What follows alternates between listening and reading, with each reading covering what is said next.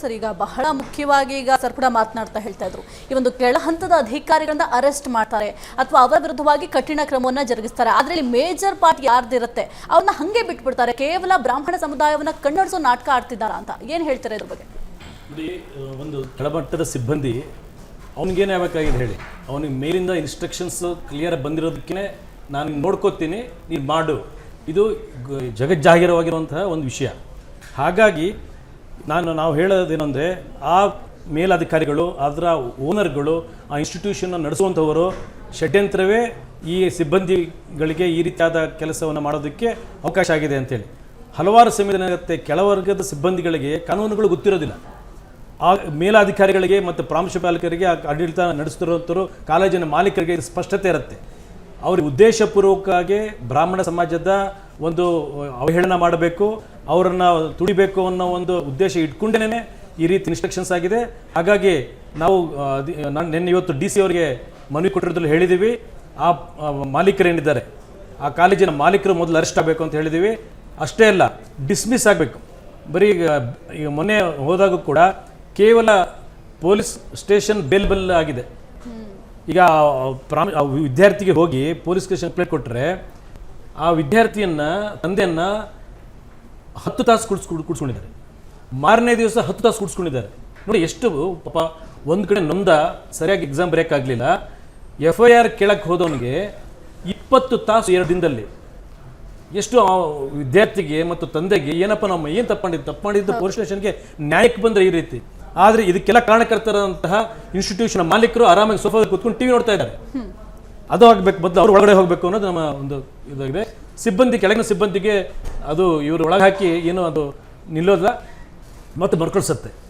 Main switch off ಮಾಡಬೇಕು, ಮೇಲೆ ಇದ್ದಾರೆ ಅವ್ರನ್ನ ಮೊದಲು ಒಳಗಾಗಬೇಕು. ಎಸ್ ನಾವು ಕಾರ್ತಿಕ್ ಸರ್, ಬಹಳ ಮುಖ್ಯವಾಗಿ ಸಂವಿಧಾನದ 25ನೇ ವಿಧಿಯಲ್ಲಿ ಸ್ಪಷ್ಟವಾಗಿ ಹೇಳಿದ್ದಾರೆ, ಎಲ್ಲರಿಗೂ ಕೂಡ ಧರ್ಮವನ್ನ ಪಾಲನೆ ಮಾಡುವಂತ ಹಕ್ಕಿದೆ ಅಂತ. ಈಗ ಈ ಸಿಬ್ಬಂದಿಗಳು ಆ ಒಂದು ಸಂವಿಧಾನಕ್ಕಿಂತ ದೊಡ್ಡವರ ಹಾಗಾದ್ರೆ ಅಂತ ಇಲ್ಲಿ ನೋಡಿ ಹೆಂಗಾಗಿದೆ ಅಂದರೆ, ಇವರು ಈ ಏನು CET ಎಕ್ಸಾಮ್ಸ್ ಒಂದು ಇದಿಟ್ಟಿದ್ದಾರೆ ಸ್ಟ್ಯಾಂಡರ್ಡ್ಸು, ಆ್ಯಸ್ ಪರ್ ದಟ್ ಅವ್ರಿಗೆ ಫಸ್ಟೇ ಮುಂಚಿತವಾಗಿ ಟ್ರೈನಿಂಗ್ ಕೊಡ್ತಾರೆ CET ಅಧಿಕಾರಿಗಳು. ಆ ಟ್ರೈನಿಂಗ್ ಕೊಟ್ಟಾಗ ಕೂಡ ಇದು ಮಾಡಬೇಕು ಅಂತೇಳಿ ಎಲ್ಲೂ ಕಾನೂನಲ್ಲಿ ಇಲ್ಲ. ಬಟ್ ಅದನ್ನು ಮೀರಿ ಈಗ ಮಾಡಿದ್ದಾರೆ ಅಂದರೆ ಇದು ಸರ್ಕಾರದ ಬೇಜವಾಬ್ದಾರಿ ಥರ. ಆ್ಯಂಡ್ ಇದರಿಂದ ಯಾರ ಕೈವಾಡ ಖಂಡಿತ ಎಲ್ಲೂ ಇಲ್ಲ, ಎಲ್ಲೂ ಉಲ್ಲೇಖ ಇಲ್ಲ. ಯಾವುದೇ ಒಂದು ಎಕ್ಸಾಮ್ಸಲ್ಲೂ ಜನಿವಾರ ತೆಗೆಸ್ಬೇಕು ಅನ್ನೋದು ಏನೂ ಉಲ್ಲೇಖ ಆಗಿಲ್ಲ. ಯಾಕಂದರೆ ಇದು ನಮ್ಮ ಹಕ್ಕು, ಇದು ನಮ್ಮ ಒಂದು ಟ್ರೆಡಿಷನ್ ಇದು. ಸೊ ಹಾಗಾಗಿ ಇದನ್ನು ಬೇಕು ಅಂತ ಮಾಡ್ತಾರೆ. ಬೇರೆ ಬೇರೆ ಜನಾಂಗದವರು ಇವಾಗ ಬೇರೆ ಒಂದು ರೀತಿಯಲ್ಲಿ ಬರುತ್ತಾರೆ, ಅದನ್ನು ಯಾರೂ ನಾವು ಕೇಳೋದಿಲ್ಲ, ಅವ್ರನ್ನ ಯಾರೂ ಟಾರ್ಗೆಟ್ ಮಾಡಲ್ಲ. ಬ್ರಾಹ್ಮಣರು ಅಂತ ಹೋದರೆ ಫಸ್ಟು ಟಾರ್ಗೆಟ್ ಮಾಡ್ತಾರೆ. ಜನಿವಾರದಲ್ಲಿ ಏನು ಇಟ್ಕೋಬೋದು, ಏನು ಕ್ಯಾಮ್ರಾ ಇಟ್ಕೊಳ್ಳೋಕ್ಕಾಗತ್ತಾ, ಅಥವಾ ಅದ್ರಲ್ಲಿ ಏನು ಇಟ್ಕೋಬೋದು, ಏನಿದೆ ಅಂತೇಳಿ ಆ ಜನಿವಾರನ ಕಟ್ ಮಾಡಿಸ್ತಾರೆ. ಅದು ಖಂಡಿತ ಸರ್ಕಾರದ ಬೇಜವಾಬ್ದಾರಿತನ. ಇದು CET ಅಫಿಷಿಯಲ್ಸು ಇದರಲ್ಲಿ ಶಾಮೀಲಾಗಿದ್ದಾರೆ, ಅವ್ರ ಮೇಲೂ ಕ್ರಮ ತಗೊಳ್ಬೇಕು. ಹಾಗೂ ಕೃಪಾನಿಧಿ ಕಾಲೇಜ್ ಆಗಿರ್ಬೋದು, ಆ ಕಾಲೇಜಿನ ಮಾಲೀಕರಾಗಿರ್ಬೋದು, ಅವ್ರ ಮೇಲೂ ಇದೊಂದು ಸಸ್ಪೆಂಡ್ ಮಾಡಿದ್ದಾರೆ. ಸಸ್ಪೆಂಡ್ ಮಾಡ್ತಾರೆ, ಒಂದು 3 ತಿಂಗಳಾದ್ಮೇಲೆ ತಿರ್ಗಾ ಬಂದು ಜಾಯಿನ್ ಆಗ್ತಾರೆ. ಬಟ್ ಇದಕ್ಕೊಂದು ಪರ್ಮನೆಂಟ್ ಸೊಲ್ಯೂಷನ್ ಬೇಕು. 3 ಜನ ಸಸ್ಪೆಂಡ್ ಮಾಡೋದಕ್ಕಿಂತ ಕೆಲಸದಿಂದ ತೆಗೀರಿ, ಬೇರೆಯವ್ರಿಗೂ ಭಯ ಬರುತ್ತೆ. ಮುಂದಿನ ದಿನಗಳಲ್ಲಿ ಬ್ರಾಹ್ಮಣರ ವಿರುದ್ಧ ಆಗಿರಲಿ, ಅಥವಾ ನಮ್ಮ ಹಿಂದೂ ವಿರುದ್ಧ ಆಗಿರಲಿ, ಅಥವಾ ನಮ್ಮ ಒಂದು ಟ್ರೆಡಿಷನ್ ಕಲ್ಚರ್ ವಿರುದ್ಧ ಯಾರು ಈ ಒಂದು ರೀತಿ ಮಾಡಬಾರ್ದು. ಇದಕ್ಕೆ ಸರ್ಕಾರ ಒಂದು ಕಾನೂನು, ಹೊಸ ಒಂದು ಕಾನೂನು ಒಳ್ಳೆಯದು. ಅಟ್ರಾಸಿಟಿ ಕೇಸ್ ಥರ ಕಠಿಣವಾದ ಕಾನೂನು ಬಂದಾಗ ಯೋಚನೆ ಮಾಡ್ತಾನೆ, ಆ ಸಿಬ್ಬಂದಿ ಕೂಡ ಬಾಯ್ ಬಿಡ್ತಾನೆ. ನಾನು ಒಳಗಡೆ ಹೋಗಿದಾಗ ನನ್ನ ಮೇಲೆ ಇಷ್ಟು ದೊಡ್ಡ ಒಂದು ಆರೋಪ ಬಂದಾಗ ಅವನು ಹೇಳ್ಬಿಡ್ತಾನೆ, ನನ್ನ ಹಿಂದೆ ಇವರಿದ್ರು. ಯಾವಾಗ ಕಠಿಣವಾದ ಕಾನೂನು ಇದ್ದಾಗ ಆ ಮೇಲಾಧಿಕಾರಿಗಳಿಗೂ ಅಥವಾ ಮೂಲ ಏನಿರ್ತಾರೆ ಅವರು ಕೂಡ ಹೊರಗೆ ಬರೋದಕ್ಕೆ ಅಂಜ್ತಾರೆ.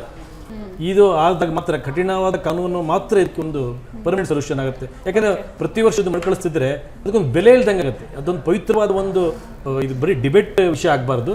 ಇದಕ್ಕೊಂದು ಅಂತ್ಯ ಹಾಡಬೇಕು ಅಂತಂದರೆ ಒಂದು ಕಠಿಣವಾದ ಕಾನೂನು ಆಗಬೇಕು. ಮತ್ತು ಆ ವಿದ್ಯಾರ್ಥಿಗೆ ಈಗ ಅವನು ಗ್ಯಾರಂಟಿಯಾಗಿ ಅವನ ಇಚ್ಛಾ ಒಂದು ಇನ್ಸ್ಟಿಟ್ಯೂಷನ್ ಇದೆ, ಸಿಗಲ್ಲ. ಓಕೆ ರಾಘವೇಂದ್ರ ಸರ್, ಈಗ ಬಹಳ ಮುಖ್ಯವಾಗಿ ನೀವು ಅವಾಗಲೇ ಹೇಳ್ತಾ ಇದ್ರಿ, ಬ್ರಾಹ್ಮಣರನ್ನ ಮೊದಲಿಗೆ ಟಾರ್ಗೆಟ್ ಮಾಡ್ತಾರೆ, ಯಾಕೆಂತಂದ್ರೆ ನಾವು ಹಿಂದುತ್ವವನ್ನು ಬೋಧಿಸ್ತೀವಿ, ಹಾಗಾಗಿ ಟಾರ್ಗೆಟ್ ಮಾಡ್ತಾರೆ ಅಂತ ಹೇಳ್ತಾ ಇದ್ರಿ. ಇದರ ಜೊತೆಗೆ ಬ್ರಾಹ್ಮಣರು ಮೊದಲೇ ಶಾಂತಿ ಪ್ರಿಯರು, ಯಾವುದೇ ಒಂದು ಗಲಾಟೆಗಳಿಗೆ ಹೋಗಲ್ಲ, ಯಾವುದೇ ಒಂದು ತಲೆಬಿಸಿ ಕೆಲಸಗಳನ್ನ ಮಾಡ್ಕೊಳ್ಳೋದಿಲ್ಲ. ಹಾಗಾಗಿ ಇವ್ರ ಮೇಲೆ ಏನಾದರೂ ನಾವು ಈ ರೀತಿಯ ಬಾಣಗಳನ್ನ ಪ್ರಯೋಗ ಮಾಡಿದ್ರೆ ಸೈಲೆಂಟ್ ಆಗ್ಬಿಡ್ತಾರೆ ಅಂತ ಏನಾದರೂ ಷಡ್ಯಂತ್ರ ಮಾಡಿದ್ರ ಅಂತ? ಅಲ್ಲ, ಖಂಡಿತವಾಗಿ ನಾವು ಸರ್ವೇ ಜನ ಸುಖಿನೋ ಭವಂತು ಅಂತ ಹೇಳ್ತಕ್ಕಂಥ ಒಂದು ಸಮಾಜ. ನಾವೇನೇ ಪೂಜೆ ಮಾಡಲಿ, ಯಜ್ಞಯಾಗ ಮಾಡಲಿ, ದೇವಸ್ಥಾನದಲ್ಲಿ ಏನೇ ನಾವು ಶಾಂತಿ ಹೋಮಗಳನ್ನು ಮಾಡಿದ್ರು ಸರ್ವೇ ಜನಾಃ ಸುಖಿನೋ ಭವಂತು ಅಂತ ಹೇಳ್ತೇವೆ. ನೀವು ಸಂವಿಧಾನದ ವಿಚಾರವನ್ನು ಹೇಳಿದ್ರೆ, ಸಂವಿಧಾನದಲ್ಲಿ ಎಲ್ಲ ಧರ್ಮದವರ ಅವರವರ ಧರ್ಮದ ಆಚರಣೆಯನ್ನು ಮಾಡಲಿಕ್ಕೆ ಸಮಾನವಾದಂಥ ಹಕ್ಕಿದೆ. ನಾವು ಹಿಂದೂಗಳಾಗಿರಲಿ, ಮುಸಲ್ಮಾನರಾಗಿರಲಿ, ಕ್ರಿಶ್ಚಿಯನ್ರಾಗಿರಲಿ, ಬೌದ್ಧರಾಗಿರಲಿ, ನಾವು ಎಲ್ಲ ಧರ್ಮದವರ ಆಚರಣೆಯನ್ನು ಮಾಡೋದು ಸರಿ ಅಂತ ಅನ್ವಾದ. ನಮ್ಮದು ಮಾತ್ರ ಅಲ್ಲ, ಎಲ್ಲ ಧರ್ಮಕ್ಕೂ ಅವಕಾಶ ಕೊಡಲಿ. ಇವಾಗ ಮಾನವ ಹಕ್ಕುಗಳ ಆಯೋಗ ಎಲ್ಲೋಗಿದೆ? ಇವಾಗ ಮಾನವ ಹಕ್ಕುಗಳ ಆಯೋಗ ಏನು ಮಾಡ್ತಾ ಇದೆ? ನಾವು ಸಂವಿಧಾನದ ಚೌಕಟ್ಟಿನಲ್ಲಿ ನಾವು ಮತದಾರರೇ ಅಲ್ವಾ, ನಾವು ಭಾರತೀಯ ಪ್ರಜೆಗಳೇ ಅಲ್ವಾ? ನಮ್ಮ ಹಕ್ಕಿಗೆ ಚ್ಯುತಿಯಾದಾಗ ಮಾನವ ಹಕ್ಕುಗಳ ಆಗ ಯಾಕೆ ಬಾಯಿಗೆ ಬೀಗ ಹಾಕೊಂಡು ಕೂತಿದ್ಯಾ? ಬೇರೆ ಧರ್ಮದವರಿಗಾಗಿದ್ರೆ ರಸ್ತೆಗೆ ಬಂದು ಬೊಬ್ಬೆ ಹೊಡಿತಾ ಇದ್ರು ಎಲ್ಲರೂ. ಎಲ್ಲೋಗಿದ್ದಾರೆ ಇವಾಗ? ತಲೆ ಕೆಡಿಸ್ಕೊಡ್ತಿಲ್ಲ. ಎಡಪಂಥೀಯ ಚಿಂತನೆಯ ಮಾರ್ಗದರ್ಶನದಲ್ಲಿ ಇಂಥ ಕೆಲಸಗಳು ನಡೀತಾ ಇದೆ.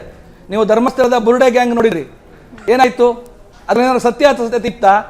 ಎಲ್ಲ ಸರ್ಕಾರ ಎಡಪಂಥೀಯರು ಏನು ಹೇಳ್ತಾರೆ ಹಿಂದ್ಗಡೆಯಿಂದ ಅದನ್ನ ಸರ್ಕಾರ ಮಾಡ್ತಾ ಇದೆ.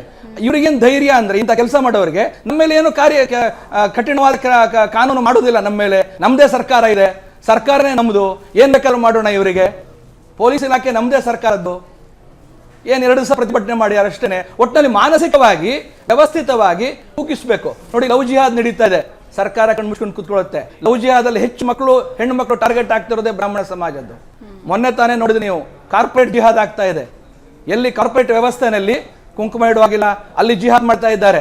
ನಿಮಗೆ ಪ್ರಮೋಷನ್ ಬೇಕಂತಂದ್ರೆ ಧರ್ಮ ಮತಾಂತರ ಆಗಬೇಕು. ಅದೇ ರೀತಿಯಾದಂತಹ ವ್ಯವಸ್ಥಿತವಾದಂತಹ ಒಂದು ಎಜುಕೇಶನ್ ಜಿಹಾದ್ ಇವಾಗ ಪಿತೂರಿಯಿಂದ ಮಾಡ್ತಾ ಇದೆ. ಇದಕ್ಕೆ ಸರ್ಕಾರ ಕಣ್ಮುಚ್ಕೊಂಡು ಕೂತ್ಕೊಂಡು ಎಲ್ಲೊಂದು ಕಡೆ ಪ್ರತ್ಯಕ್ಷವಾಗಿ ಪರೋಕ್ಷವಾಗಿ ಪ್ರೋತ್ಸಾಹ ಕೊಡ್ತಾ ಇದೆ ಅಂತ ನಮ್ಮ ಅನುಮಾನ. ಆದರೆ ಈಗ ಸರ್ಕಾರ ಎಚ್ಚೆತ್ತುಕೊಂಡು ಯಾರ್ಯಾರು ತಪ್ಪು ಮಾಡಿದ್ದಾರೆ ಅವರಿಗೆ ಕಠಿಣ ಶಿಕ್ಷೆ ಆಗಬೇಕು. ಜೊತೆಗೆ ಮುಂದಿನ ಅಧಿವೇಶನಗಳಲ್ಲಿ ಇದನ್ನ ಚರ್ಚೆಗೆ ಎತ್ಕೊಂಡು ಮುಂದೆ ಈ ರೀತಿ ಆಗದೇ ಇರೋ ರೀತಿಯಲ್ಲಿ ಕಠಿಣವಾದಂಥ ಒಂದು ಕಾನೂನನ್ನು ಸರ್ಕಾರವೇ ರೂಪಿಸಬೇಕು. ಎಲ್ಲ ಖಾಸಗಿ ಶಾಲೆ ಆಗಿರ್ಬೋದು, ಯಾವುದೇ ಶಾಲೆಗಳಾಗಿರ್ಬೋದು, ಶಾಲಾ ಕಾಲೇಜುಗಳಿಗೆ ಒಂದು ನೀತಿ ನಿಯಮವನ್ನು ರೂಪಿಸಿದ್ರೆ ಮಾತ್ರ ಮುಂದಿನ ದಿನಗಳಲ್ಲಿ ಇದನ್ನು ತಡೆಗಟ್ಟಬಹುದು.